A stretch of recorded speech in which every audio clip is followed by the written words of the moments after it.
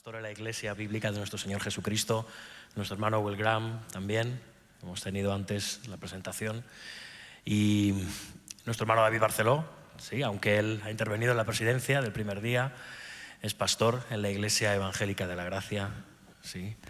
Así que os doy la bienvenida, es un placer teneros. Yo no voy a ser tan perverso como Patricio, no os voy a hacer preguntas directas, os voy a dar unas décimas de segundo para que reaccionéis, si no, sí que iré directamente con el dedo acusador.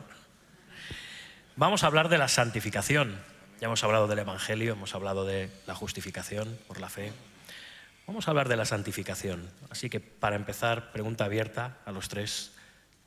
¿Qué es la santificación? Muy resumidamente, podríamos decir que es la obra del Señor en los corazones. Es esa obra a través del Espíritu Santo en el cual somos conformados a imagen del Señor Jesucristo, ¿sí? De modo que aquello que Dios ha dicho en la justificación que somos, realmente lo estamos siendo. Y esa idea de proceso en la santificación es la formación del carácter o del fruto del Espíritu en el corazón del cristiano. Quizás simplemente, ¿esto suena? Sí.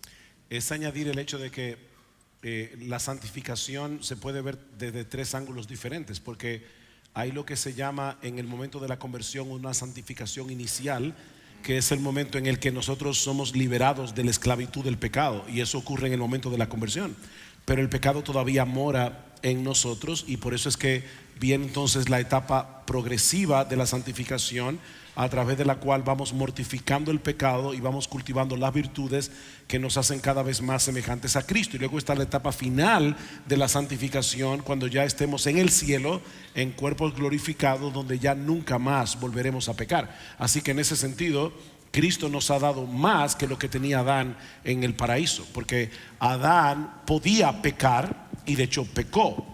Luego de su pecado ya no podía no pecar.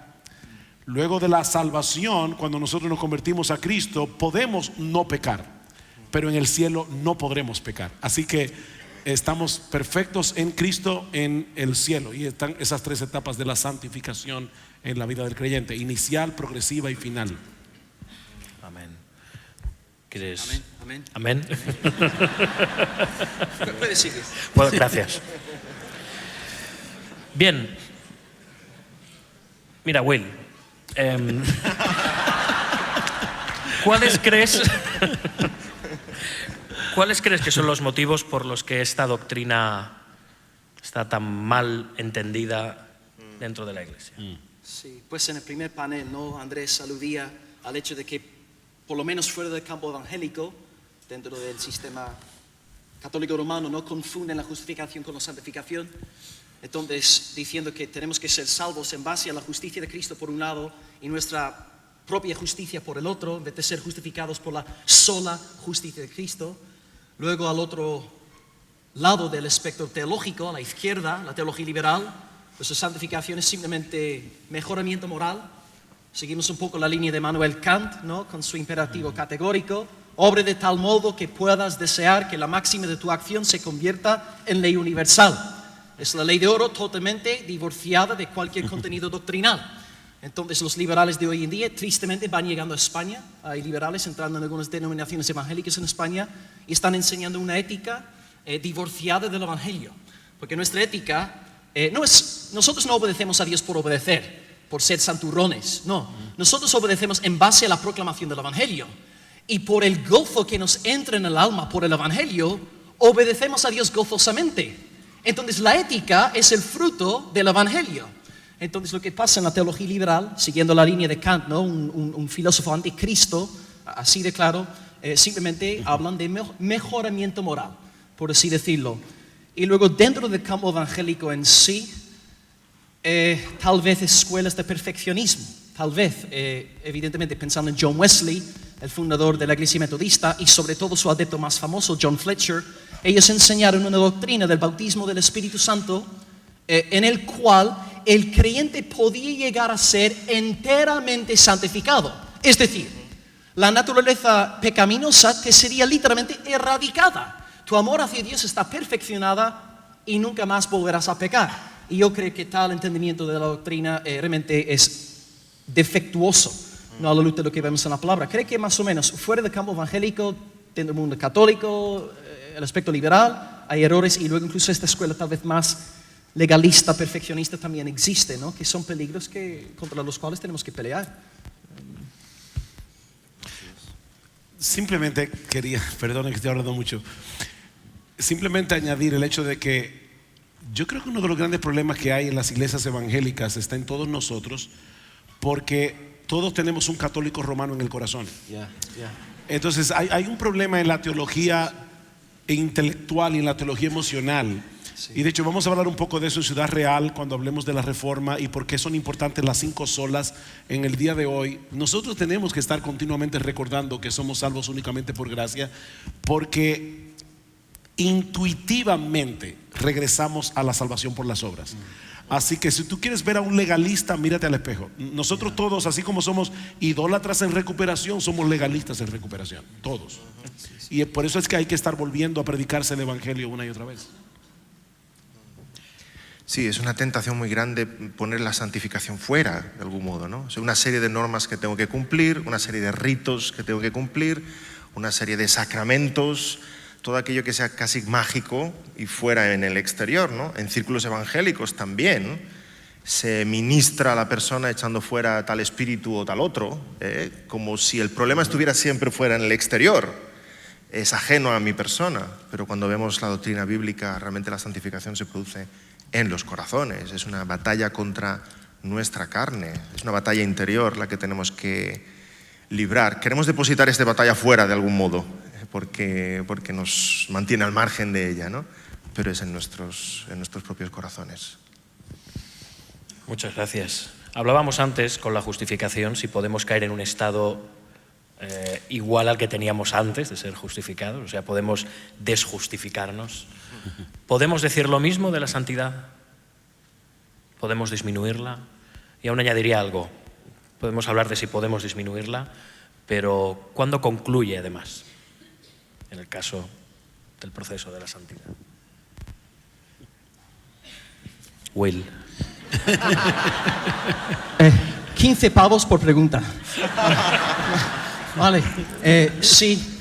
Wayne Grudem dice que podemos retroceder en cierta medida. Sí, mira, es como un niño que nace en el mundo físico, empieza a crecer y luego, evidentemente, ¿no? Empieza a crecer, tiene hambre, tiene sed y evidentemente hay un proceso, ¿no? Mete la pata, se equivoca, cae de vez en cuando. Sí, también puede suceder con nosotros. Un libro que me recomendó el pastor Barceló, ¿no? Octavio Winslow, sí habló de una frialdad espiritual, o lo que diríamos aquí en España, ¿no? Un bajón. Podemos pasar por momentos de bajón espiritual, sí, por supuesto. Pero bueno, como dice a lo mejor el Catecismo de Westminster o la Confesión de Fe de Westminster, que Dios no permitirá, ¿no?, que nosotros nos apartemos definitivamente de la fe. Ahí está la promesa del nuevo pacto, registrado en Jeremías 32, versículo 40, que Él iba a colocar su temor en nuestro corazón con el fin de que no nos apartásemos de Él. Entonces, nuestra santificación final está en base a la palabra profética de Dios. Cuando se completa, pues, contesta Filipenses 1:6. Estando persuadidos de esto, de que el que comenzó en vosotros la buena obra, la perfeccionará en el día de Jesucristo. Entonces estamos en esto, hermanos, hasta el fin, a pelear, a luchar. Ahí se perfeccionará nuestra santidad, bueno, como dijo el pastor antes. Una de las cosas que tenemos que recordar es la siguiente: la justificación y la santificación no se pueden desconectar de la doctrina de nuestra unión mística con Cristo. Y lamentablemente esa es una doctrina de la que no se está hablando mucho en las iglesias en el día de hoy. Y de hecho, si quieres leer, lo mejor que puedes leer acerca de ese tema, léete las instituciones de Calvino. Calvino habló mucho de nuestra unión con Cristo. Ahora, ¿por qué esto es importante? Porque si nuestra vida está unida a Cristo, mi justicia obviamente no se puede perder porque es la suya. O sea, si la salvación se perdiera, la justicia de Jesús estaría en entredicho. Pero yo tampoco podría volver a un estado total de no santidad como cuando era inconverso, porque es que mi vida está unida a Cristo. De nuevo, la unión con Cristo es la base de la justificación y es la base de la santificación. El Cristo que justifica es el Cristo que santifica.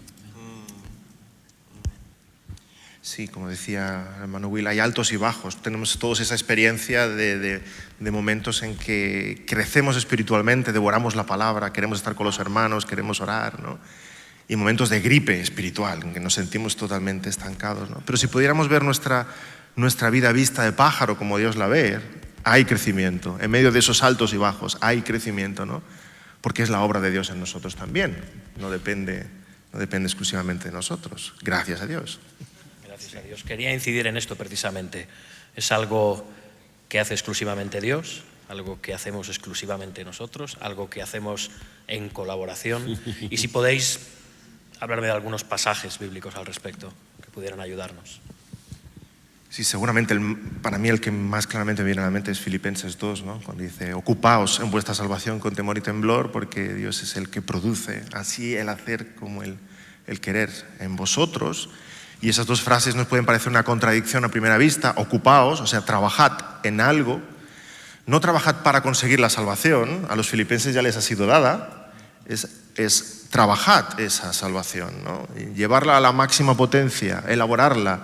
Es como si Dios nos regalara un violín, un Stradivarius, y ¿qué haces con eso tan precioso, tan valioso, ¿no? Pues tocarlo y que sea algo hermoso.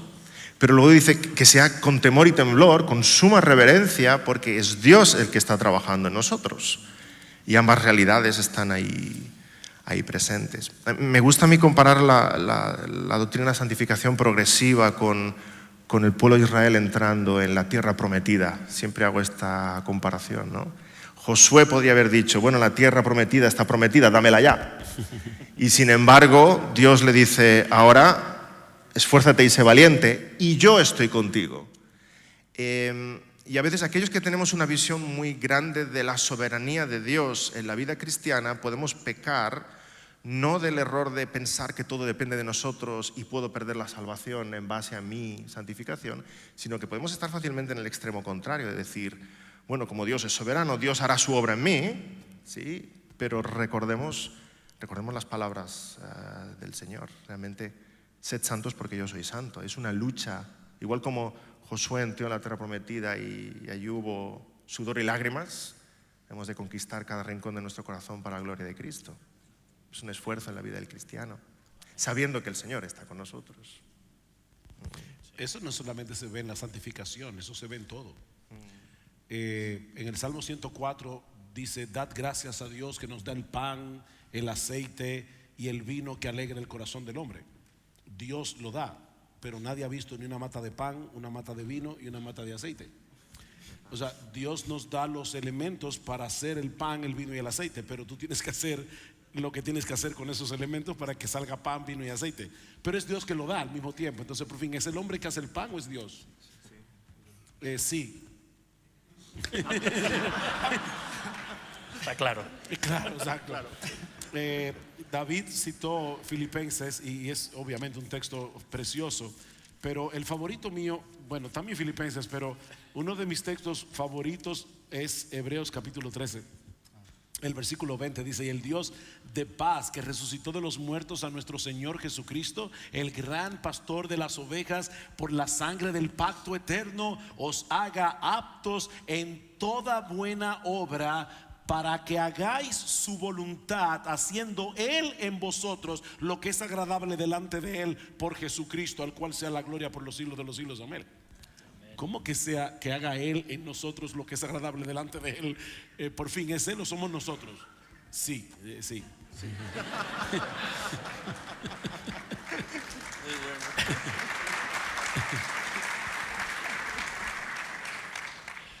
Bien. Yo había pensado en Filipenses, el mismo texto Sí. me vino a la mente, así que no hace falta. Bien. Bueno, así que podemos decir, antes hablaba el hermano Luis Cano, ¿no? Un manzano, una manzanas, una madre ha de ser maternal. Podemos decir que la santificación, la santidad es inherente a un cristiano, es consustancial al cristiano. Entonces, ¿qué hacemos con los cristianos carnales? ¿Habéis oído hablar? ¿Habéis oído hablar? Sí. A los cristianos carnales hay que decirle que se conviertan. Muy bien. Amén. Sí, Señor. Sí, creo que es un buen ejemplo, ¿no? Mira, digamos que yo monto aquí un charco de lodo y voy a coger una oveja por el campo. Bueno, estamos en Madrid, ¿sabéis qué es una oveja, no? Es una especie de nube andante. Entonces, yo le cojo la oveja y le tiro al charco de lodo. ¿Y qué hace? Y quiere salir, porque su naturaleza no pertenece al lodo. Cambio la ilustración, salgo ahí al campo y cojo un cerdo, un puerco ibérico, un cantamañanas, y le tiro al charco de lodo. ¿Qué hace el cerdo? Aleluya, gloria al Señor. Y tira toda la tarde cantando los himnos del nuevo disco de Samuel Barceló. Entonces, ¿por qué la oveja detesta el lodo y por qué el cerdo se deleita en el lodo? ADN, cuestión de naturaleza. Entonces la pregunta que nos tenemos que hacer es, ¿somos ovejas del Señor o cerdos del diablo? Y como decía el hermano antes, esta mañana de nuevo, una persona que sea genuinamente del Señor no puede vivir en paz con ellos. Volvemos a lo mismo. Una persona verdaderamente convertida no puede vivir en paz con el pecado. Así que sí, repito lo mismo que mi hermano. Sí. A veces digo en la iglesia y se ríen los hermanos de mí, ¿verdad? Que eso del cristiano carnal es un animal mitológico, es como un centauro, una sirena. Lo siento si creíais que existían, pero no. Sí, no, es una contradicción de términos. El cristiano es cristiano y por esa nueva naturaleza que opera el Espíritu Santo desea aquellas cosas que son agradables al Señor. En consejería bíblica, imagínate qué hacer si te encuentras con un cristiano que dice que es carnal. No puede cambiar nada en su vida porque no quiere abandonar su naturaleza antigua. No hay santificación, no hay discipulado, no hay cambio, no hay progreso. No hay vida cristiana, al fin y al cabo, ¿no? Es imposible. Quizás algunos pueden estar pensando, ¿y qué de 1 Corintios 3? Porque Pablo dice claramente, vosotros sois carnales. Sí. Pero Pablo está hablando de aspectos particulares que se estaban manifestando en la iglesia de Corinto. Todos nosotros tenemos que luchar con la carnalidad, no porque somos cristianos carnales, sino porque el pecado todavía mora en nosotros. El apóstol Pablo dice en Romanos capítulo 7, es más, yo soy carnal, vendido al pecado. Y evidentemente Pablo no tenía en su mente la categoría de cristiano carnal. Si Pablo era un cristiano carnal, yo no conozco entonces quién es un cristiano santo. O sea, realmente es un asunto aquí de terminología. Pero ellos no usaban la palabra carnal con esa etiqueta, con el significado que esa expresión tiene en el día de hoy, después de la teología del cristiano carnal, que viene básicamente como un fruto. Bueno, no voy a decir de dónde para no tener problemas. Sí, no hay categorías. En el fútbol sí hay primera división, segunda división, ¿sí? Pero entre los cristianos no hay cristianos de primera, cristianos de segunda. Estamos todos en una misma rampa ascendente, creciendo, estimulándonos los unos a los otros a las buenas obras y estamos en el mismo proceso, ¿sí? Amén. Inevitablemente pensar en santificación nos lleva a pensar en el Espíritu Santo y en su obra, pero podríamos pensar en la santificación y en cómo el Trino Dios obra en ese proceso. Como el pasaje que la hermano acaba de citar, nos vemos que el Padre también está obrando. Hebreos 13, 20, 21, es el Padre el que está obrando en nosotros aquello que es agradable delante de Él. También el Padre, según Hebreos 12, del 5 al 11, nos disciplina. Entonces la disciplina también entra dentro del paquete de la santificación. Entonces un creyente que está viviendo en pecado tiene que tener cuidado, porque el Padre le va a disciplinar sí o sí. Luego tenemos también la oración de Pablo en 1 Tesalonicenses 5, 23, que el Dios de paz os santifique por entero, cuerpo, alma y espíritu. Entonces el Padre sí está ahí, obrando, ¿no?, la santificación. El Hijo, pues por supuesto que sí, porque fue su obra consumada la que compró nuestra santificación y justificación y conversión y regeneración. Él lo compró todo.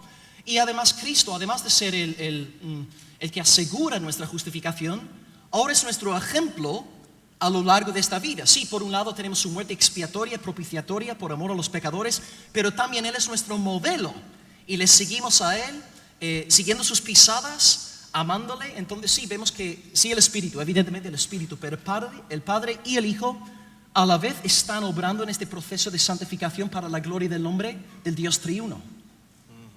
Amén. Bien, proseguimos. Estamos en pasión por el Evangelio, apasionándonos por el Evangelio, a la luz del mismísimo Evangelio, que creo que nos está quedando a todos muy claro lo que es verdaderamente el Evangelio y lo que no es el Evangelio. ¿Cómo vemos a la luz del Evangelio y pasajes como Romanos, los capítulos del 6 al 8, teniendo en cuenta estos capítulos, la relación que existe entre la obra consumada de Cristo, la cruz y la santificación, pensando en el día a día, en la vida del creyente. ¿El Evangelio nos santifica tras la conversión? Romanos 5, del 12 en adelante, habla de nuestra unión con Cristo, ¿verdad? Habla de que nosotros somos justificados por un hombre, así como por un hombre vino el pecado y la muerte. Y Pablo presenta la misma objeción que se presenta en el día de hoy cuando uno predica el Evangelio. Si eso es así, entonces, ¿verdad? Vamos a vivir como nos dé la gana, como decían en el segmento anterior, en el panel anterior. Y Pablo dice: de ninguna manera, porque los que habéis muerto con Cristo, ¿cómo vamos a vivir en el mismo pecado del que habéis sido resucitados? Romanos capítulo 6, capítulo 7, capítulo 8 son vitales para la doctrina bíblica de la santificación, porque Romanos capítulo 6 nos habla de cómo nosotros hemos muerto con Cristo y por lo tanto debemos considerarnos muertos. O sea, hemos muerto y debemos considerarnos muertos. Pero en el capítulo 7 Pablo presenta el problema de la lucha que hay, porque el pecado todavía mora en nosotros. Y en el capítulo 8, cómo nosotros tenemos victoria a través de Cristo nuestro Salvador. O sea que Romanos capítulo 6, 7 y 8, que van a través de la presentación de Pablo en el libro de Romanos de lo que es el Evangelio, él mete allí como parte del paquete el tema de la santificación progresiva. Están ahí todos los imperativos e indicativos. Sí. ¿Sí? Sí.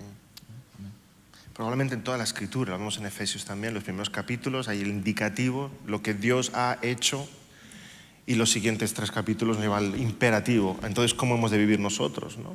Pues que es parte de nuestra identidad. Hemos sido comprados con la sangre de Cristo para ser embajadores, para ser luz, pueblo adquirido por Dios para anunciar sus virtudes. Entonces, evidentemente, cuando leemos de lo que Cristo ha hecho, eso necesariamente en toda la Escritura nos mueve, nos impulsa a vivir en consonancia con esa realidad. Amén. Hoy entre nosotros hay muchos pastores, muchos líderes de iglesias.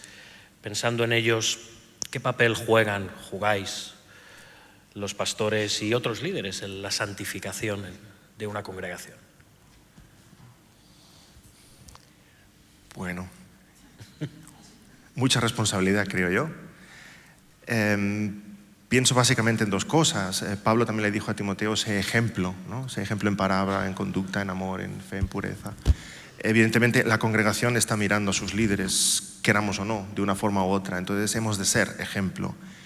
Hemos de tomar muy en serio nuestro propio corazón, nuestra propia vida de santidad, nuestros matrimonios, nuestros hogares, nuestro testimonio, por ese ejemplo que estamos siendo a la congregación, y porque nuestro corazón es decía Spurgeon que nuestra primera herramienta de trabajo es nuestro propio corazón, ¿no? Entonces nuestro corazón ha de estar en sintonía con la palabra, estar en crecimiento en el Señor. Y además de nuestra propia vida, en nuestro testimonio, yo creo que es crucial la fidelidad en anunciar la palabra, en enseñar la palabra, porque creemos, como dice Hebreos, que es como espada de 2 filos, que es capaz de entrar hasta lo más profundo de las almas. Y el Señor dice en su oración sacerdotal también, ¿no? Santifícalos en tu verdad. Entonces la fidelidad del ministerio de la palabra es crucial en la santificación de los hermanos, para que ellos tengan esa mente de Cristo, para que entiendan qué es pecado, cuál es la voluntad de Dios, y puedan vivir sus vidas en consonancia con lo que la palabra enseña. Entonces, fidelidad en nuestros testimonios personales, fidelidad en el ministerio de enseñanza, creo que es crucial. Creo que todos los reformadores protestantes, los puritanos dirían lo mismo, ¿no? La fiel predicación de la palabra, sistemática, doctrinal. Acabamos de escuchar la palabra. Hermanos, ¿no se hizo bien el corazón oír esta lista de características grandiosas de Jesucristo? Se me caían las lágrimas. Yo tenía ganas de correr aquí a la plataforma y coger al hermano, besarle en la frente. Siga, pastor, así se predica. Así se predica.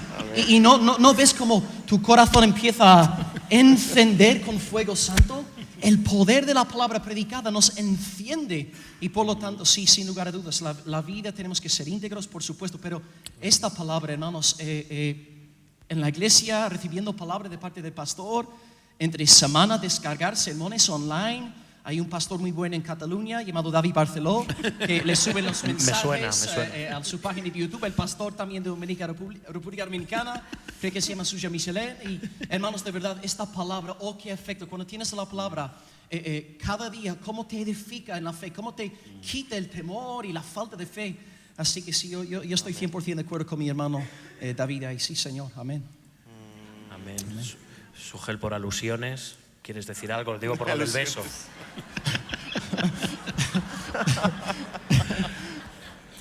No, está bien. Está bien.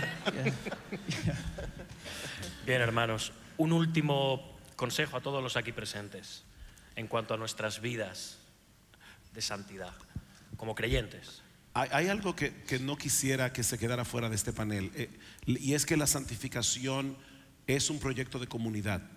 Hoy día la idea de ser miembro de una iglesia local está desapareciendo de la vida de mucha gente que profesa ser cristiana. Y eso es trágico, hermanos. Nosotros estamos hablando aquí de las grandes doctrinas de la Reforma, y yo le doy muchas gracias al Señor porque veo, sobre todo en América Latina, lo veo porque es la región donde más me muevo, y sé que en España esta conferencia es una prueba de ello. Hay muchas personas que están volviendo a abrazar la soteriología reformada, pero si eso no viene acompañado de una buena eclesiología, ese movimiento tarde o temprano caerá. La santificación, es verdad que los pastores juegan un papel, por eso no dije nada, porque David dijo exactamente lo que yo hubiera dicho. Pero los pastores no somos los únicos que tenemos algo que hacer aquí. Cuando los pastores predican, están equipando a los santos para que los santos hagan la obra del ministerio. La predicación que se predica desde el púlpito debe reverberar del corazón de un creyente al corazón de otro creyente, y nosotros todos juntos, dice Pablo, tenemos que seguir creciendo hasta la madurez, hasta la medida del varón perfecto que es nuestro Señor Jesucristo, cada uno poniendo sus dones en operación en el cuerpo de Cristo. Entonces, en ese sentido, hermanos, recuerden, este tema de la santificación no es simplemente individual. Nosotros pertenecemos a un cuerpo y crecemos como parte de un cuerpo. Sí. En relación con esto, vamos a hablar de libros, como hacemos al final de cada panel. Un libro excelente de Ray Arland, El Evangelio, de Neil Marks, libro de color verde, El Evangelio. Habla precisamente acerca de lo que explica nuestro hermano, cómo la iglesia refleja la hermosura de Cristo y no solo es algo que se hace desde el púlpito. Entonces, para concluir, algunos libros que vosotros deseéis recomendar relativos a la santificación. Bueno, Will comentó antes uno que yo le tengo mucho aprecio, que es el de Octavius Winslow. ¿Está en español? Está en español. El enfriamiento El enfriamiento espiritual. Ese libro espiritual. es excelente. Sí, Excelente. precioso. No lleva santificación en el título, pero habla claramente de esos momentos en que estamos apagados espiritualmente, enfriados espiritualmente, y como médico del alma, como realmente este hermano habla de temas tan cruciales como la idolatría del corazón, y dónde están nuestros afectos, y dónde están nuestras prioridades en la vida, y es delicioso. Es medicina para esos momentos de bajón espiritual y de centrar nuestra mirada en Cristo.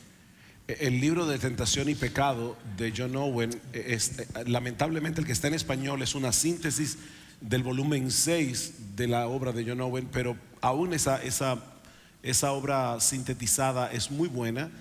Creo que debemos citar también un libro que está basado en esa obra de Owen, que se llama El enemigo que llevamos dentro, y está en español. Lamentablemente no recuerdo el nombre del autor ahora. El enemigo que llevamos dentro. Este libro, aunque no es de santificación directamente, yo creo que ayuda en gran manera a la santificación, que es hacia el conocimiento de Dios, de J.I. Packer. Porque si la santificación es parecernos cada vez más a Dios, ese es uno de los mejores libros que tú puedes leer para ver los atributos de Dios a través de las Escrituras. Y finalmente, para congraciarme con mi amigo Will, es que Martin Lloyd-Jones es también mi héroe. Y yo creo, de hecho, que todos los predicadores, esto no es de predicación que estamos hablando, pero que un predicador no lea predicación y predicadores de Martin Lloyd-Jones es un pecado venial. Okay. Pero hay un libro de Martin Lloyd-Jones que es Decadencia Espiritual, que de nuevo, igual que el libro de Winslow, aunque no tiene santificación en el título, es un libro que puede ayudar mucho al tema de la santificación. De hecho, todo lo que encuentres de Martin Lloyd-Jones, léelo. Va a ser bueno. Aprovecho para decir que yo también lo tengo en la lista y que también tenemos muchos libros de Martin Lloyd-Jones. Un autor que vale la pena, como dicen nuestros hermanos, leer, saborear y os diría que releer y volver a leer. ¿Algún libro en Sí, concreto? yo recomendaría una también que publica la casa editorial Peregrino. J.C. Ryle, Spurgeon, le llama un campeón evangélico, un predicador anglicano del siglo XIX. J.C. Ryle, R-Y-L-E, y se llama Santidad. Mira, ahí está. Ahí está. Vaya. La Ese libro, santidad, en efecto, ahí sí, está. holiness. Yeah. Ya. Muy bueno. Buenísimo, buenísimo. Libro excelente. Tenemos algunas otras recomendaciones, como de Jerry Bridges, La devoción a Dios en acción. Bien. Cerca de la santificación, bueno, y de la obra del Espíritu Santo y de la santidad. R.C. Sproul, La santidad de Dios. Libro excelente. Y de Albert N. Martin, Cómo vivir la vida cristiana. Es excelente ese libro, ese librito tan pequeño. Es increíble todo lo que dice ahí. La santidad de Dios de Sproul, ese libro, esa serie que Sproul dio y está en YouTube, subtitulada. Esa serie ha cambiado la vida de miles de personas. Si tú no has visto, son 6 videos de la santidad de Dios. Te recomiendo que lo veas. Claro, el libro está ahí y leer el libro es fantástico, pero ver Sproul hablando acerca de la santidad de Dios es increíble. Y está en YouTube, gratis. Amén. ¿Y por qué se ríen? Mateo, Gratis. luego hablas con, Claro, gratis. hablas con Mateo. O sea, luego. claro.